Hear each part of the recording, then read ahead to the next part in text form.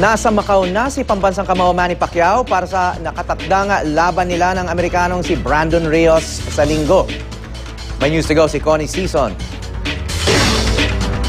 Kita sa mukha ni Manny ang pagkasabik sa muling pagsabak niya sa laban.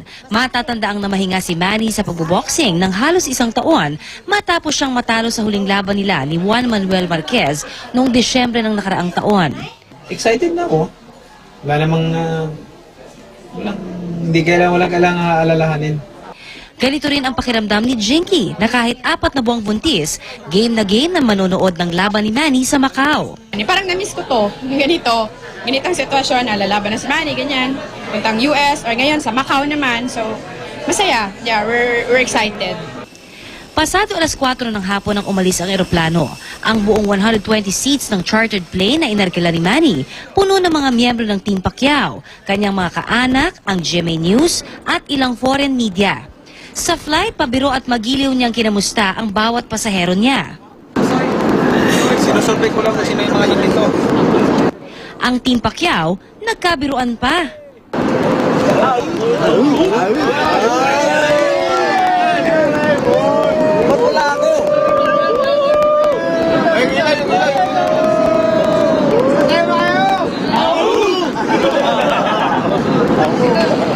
Ang mga flight attendants, sinamantala naman ang pagkakataon na magpa-picture kay Manny. Sa puntong ito, siya naman ang nagpresentang maging photographer ng kanyang official photog kasama ang inyong lingkod. Di nagtagal, lumabas din ang pagkapilyon niya. Pilit na ginigising ang mga tulog na pasahero. Masaya at energetic ang pambansang kamao.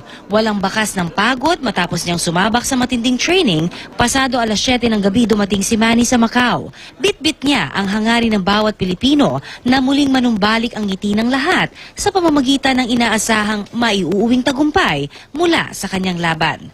Connie Sison, GMA News.